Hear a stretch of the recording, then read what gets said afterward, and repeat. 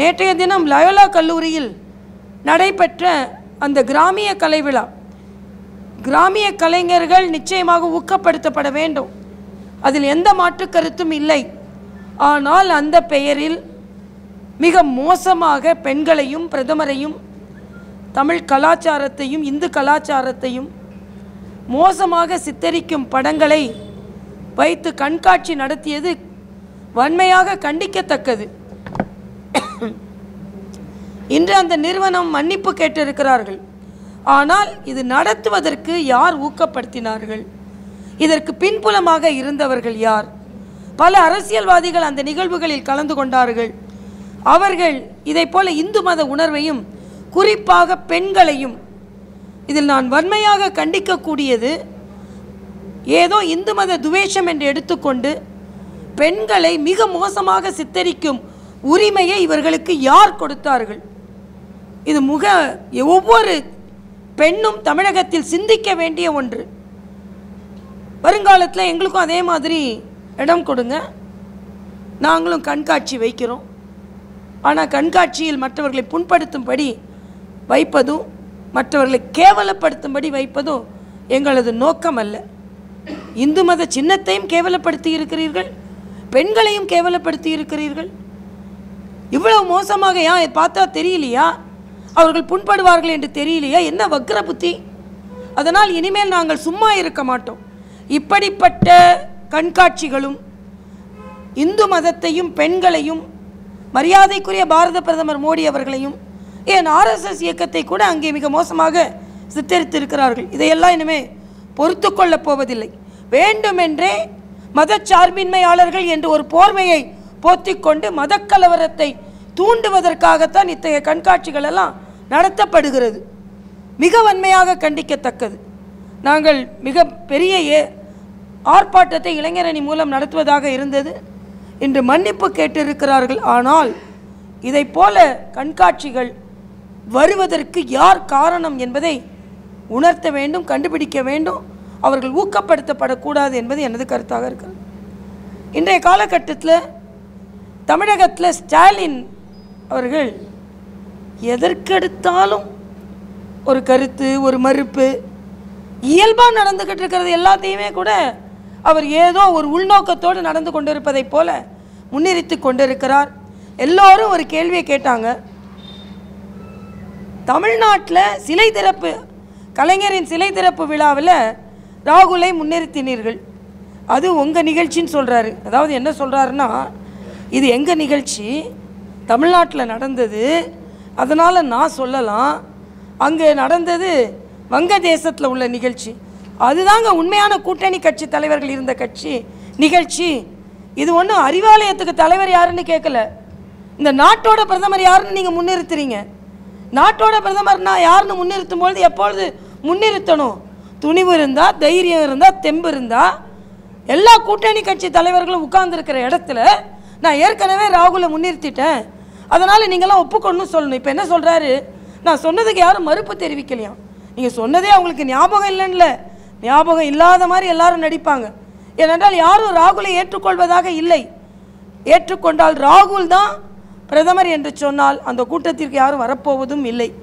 ஆக அப்படி இருக்கின்ற காலகட்டத்தில் இன்றைக்கி அதை பற்றி சொல்கிறார். ஏதோ இங்கே உள்ள கூட்டத்தில் அறிவிப்பாராம், மற்ற மாநிலங்களில் உள்ள கூட்டத்தில் அறிவிக்க மாட்டாராம்.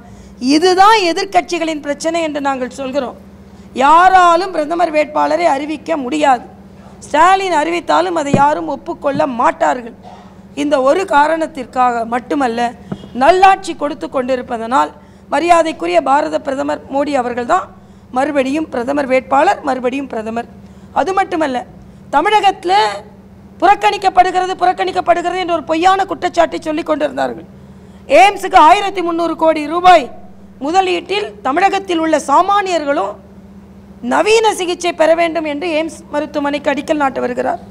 நேற்றைய தினம் மரியாதைக்குரிய நிர்மலா சீதாராமன் அவர்கள் 3300 கோடி ரூபாய் முதலீடில் தமிழகத்திற்கு திருச்சியில் டிஃபென்ஸ் காரிடர் ஆரம்பித்து விட்டு போயிருக்காங்க. இதே மாதிரி இன்னும் 4 மாவட்டத்திற்கு வருகிறது. அதன் மூலம் 2.5 லட்சம் தமிழர்கள் வேலைவாய்ப்பை பெறப்போகிறார்கள். இதெல்லாம் என்ன மத்திய அரசின் திட்டம் இல்லையா? நீங்கள் 10 வருஷத்தில் என்ன திட்டம் கொடுத்தீங்க? பதில் சொல்லுங்கள் என்பது எனது கருத்து. நிர்வாகத்தினுடைய மன்னிப்பை ஏற்றுக்கொண்டு நாளை மறுதினம் அறிவிக்கப்பட்ட போராட்டம் ரத்து செய்யப்படுகிறதா இல்லை போராட்டம் நடைபெறுமா? அதாவது மன்னிப்பை நாங்கள் யார் மன்னிப்பு கோரினாலும் அதை ஏற்றுக்கொள்கிறோம். அந்த பெருந்தன்மை எங்களிடம் இருக்கிறது. ஆனால் சேரை வீசுவதற்கு என்ன காரணம்? இதை போல தொடர் நிகழ்வுகள் நடக்கிறது.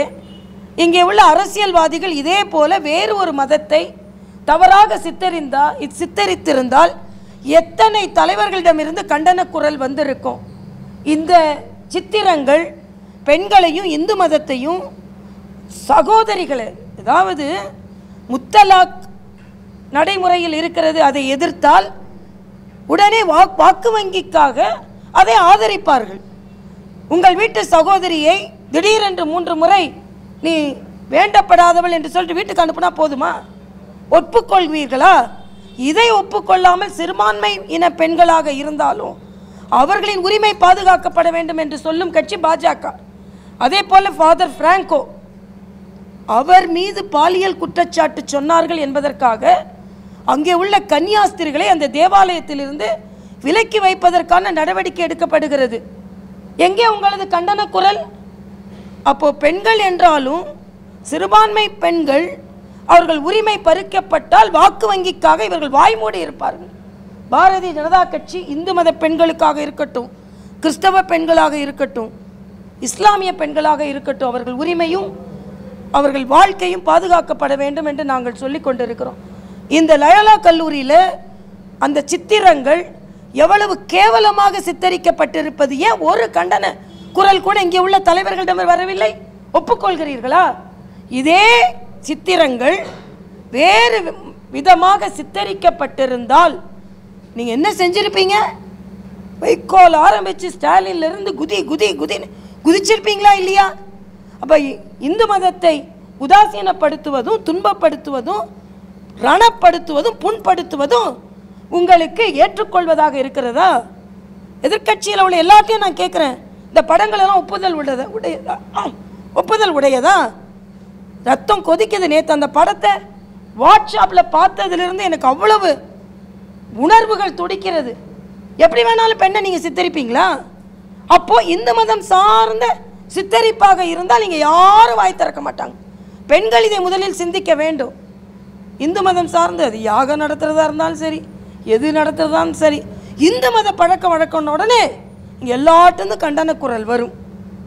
இதை வன்மையாக கண்டிக்கிறேன். உண்மையான மதச்சார்பின்மையாளர்கள்னால் நாங்கள் தான், அதை சொல்கிறேன். அதிமுகவும் பாஜகவும் ஒருவரே மாற்றி குற்றம் சொல்லிக்க கூடாது, பழி சுமத்திக்க கூடாது, ஒற்றுமையா இருக்கணும்னு சொல்றாங்க. இது எது கூட்டணி உறுதியானதுன்னு அந்த கட்டண பேச்சு தானே இது? தெரியல, அவங்களோட பத்திரிகையாளர் சந்திப்பை முழுமையாக நான் பார்க்கலை. என்னை பொறுத்த மட்டில் மத்திய அரசு பல நல்ல திட்டங்களை மாநிலத்திற்கு கொடுத்து கொண்டிருக்கிறது. மாநில அரசு அதை ஏற்று மக்களுக்கான அந்த திட்டங்களை எடுத்து சென்று கொண்டிருக்கிறது. நேற்றைய முன்தினம் 326 கோடி ரூபாய்க்கு நல்ல திட்டங்களை மதுரையை நவீன நகரமாக்க வேண்டும் என்று 6 திட்டங்களை துணை முதலமைச்சர் அவர்கள் அடிக்கல் நாட்டியிருக்கிறார்கள். எல்லாமே மத்திய அரசின் ஸ்மார்ட் சிட்டி திட்டத்திற்குட்பட்டது. அதனால் நல்லதை செய்வதற்கு இணக்கமாக இருக்க வேண்டும் என்பது எனது கருத்து.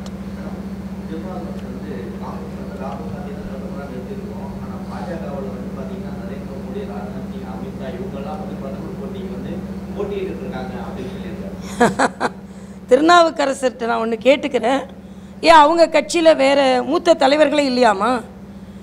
அப்போ இதை சொல்லும் அந்த துணிச்சலும் இது எங்கேருந்து வருகிறது? ஒரு குடும்பத்தை சார்ந்தவர்கள் மட்டும்தான் எங்கள் கட்சியில் பிரதமராக இருக்க வேண்டும் என்று அவரே சொல்கிறார். ஏன் அவங்க கட்சியில் இதை விட திறமையாளர்கள் இல்லையா? ஏன் கன்சிடர் கூட பண்ண முடியாத அளவுக்கு ராகுல் காந்தி அவ்வளோ உயர்ந்தவரா? இதைத்தான் நாங்கள் எதிர்க்கிறோம். அவர்கள் இளவரசர்களுக்கு முடிசூட்டி கொண்டு இருப்பார்கள். சாதாரண குடும்பத்தில் பிறந்தவர்களை அவர்கள் சிந்திக்க மாட்டார்கள். மோடி அவர்கள் மிகச் சாதாரண குடும்பத்தில் பிறந்தவர் என்பதை திருநாவுக்கரசருக்கு நான் கொஞ்சம் நினைவூட்டுகிறேன். இன்றைக்கி எல்லாத்தையும் மறந்துட்டார் பாவம். இளங்கோவன் கொஞ்ச நாள் சும்மா இருக்கார், அதனால் மறந்துருக்காருன்னு நினைக்கிறேன். மேடம், சிறுபான்மையின கல்வி நிறுவனங்கள் வந்து 50% வந்து சிறுபான்மையினர் தான் இடம் கொடுக்கணும் அப்படிங்கிறது ஒரு நாம் ஆனால் அதை யாருமே கடைபிடிக்கலன்னு சொல்லி தமிழ்நாடு சிறுபான்மையினர் ஆணையம் வந்து நோட்டீஸ் அனுப்பி அந்த கல்வி நிறுவனங்களுக்கு தான். ஆனால் அவங்க வந்து அதை எதிர்த்து வந்து ஹைகோர்ட்டுக்கு போயிருக்கிறாங்க, ஸ்டே வாங்கி வச்சிருக்காங்க. இதை நீங்கள் எப்படி பார்க்குறீங்க? 50% வந்து சிறுபான்மையினர் மாணவர்களுக்கு இடம் கொடுக்கல அப்படிங்கிறது சிறுபான்மை ஆணையத்துடைய குற்றச்சாட்டு. இல்லை, சிறுபான்மை இனருக்கு உதவி செய்வதற்காகத்தான் அந்த நிறுவனங்களுக்கு அனுமதி வழங்கப்படுகிறது, பல சலுகைகளும் கொடுக்கப்படுகிறது. ஆனால் அதை இவர்கள் பின்பற்றுகிறார்களா இல்லையா என்று சிறுபான்மை ஆணையமே கேட்கக்கூடாது என்று சொல்வது எப்படி சரியாக இருக்கும்? மற்ற நிறுவனங்கள்லாம் கேட்க மாட்டாங்க.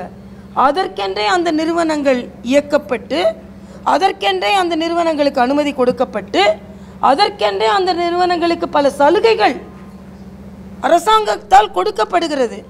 ஆக அதற்கென்றே உள்ள நிறுவனங்கள் அதற்கான வழிமுறைகளை பின்பற்றுகிறார்களா என்று கேட்பது எப்படி நியாயமில்லாததாக இருக்குன்னு எனக்கு தெரியல. ஆக அரசாங்கம் சிறுபான்மை ஆணையம் கேட்பது சரி, ஏனென்றால் அதற்காகத்தான் அந்த பள்ளிகளும் கல்லூரிகளும் நடைபெறுகிறது என்பதை அவர்கள் புரிந்து கொள்ள வேண்டும். அதிமுக பாஜக தோல்வியடைந்து தங்க தமிழ்ச்செல்வன் இன்னைக்கு மதுரையில் பேட்டி கொடுத்திருக்காரு. அதாவது ஒரு கூட்டணி பேச்சுவார்த்தை முடியாமலேயே இவங்களா கூட்டணியை போட்டுக்குவாங்க, அப்புறம் அவங்களா கூட்டணியை முறிச்சுக்குவாங்க, அவங்களா இடஒதுக்கீடை கொடுத்துக்குவாங்க, அப்புறம் அவங்களா இல்லைன்னு சொல்லிக்குவாங்க. இதெல்லாம் சுற்றி வருதுங்க. எங்களை பொறுத்த மட்டில் இன்னும் அதிகாரப்பூர்வமான பேச்சுவார்த்தை எங்கேயும் தொடங்கலை. ஏன் இவ்வளோ கவலைப்படுறாங்கன்னு எனக்கு தெரியல. நாங்கள் இன்னும் கூட்டணி அமைக்காதத போதே இவ்வளவு கவலைப்பட்டு, சில பேர் அமைந்திடக்கூடாதேன்னு வருத்தத்தில் சில பேர் பேசுகிறாங்க, சில பேர் அமைந்து விட்டதோ என்று சந்தேகத்தில் பேசி கொண்டு இருக்கிறார்கள். யாரும் எதை பற்றியும் கவலைப்பட வேணாம். நல்ல கூட்டணி அமையும். தமிழகத்தில் பாஜக வலுப்பெறும். தமிழகத்தில் பாஜகவும் அதன் கூட்டணியின் சார்பில் அதிக இடங்களை பெறும் கூட்டணியாக நாங்கள் தான் இருப்போம். 40க்கு 40 வாங்குகிற கூட்டணி எங்கள் கூட்டணி தான்.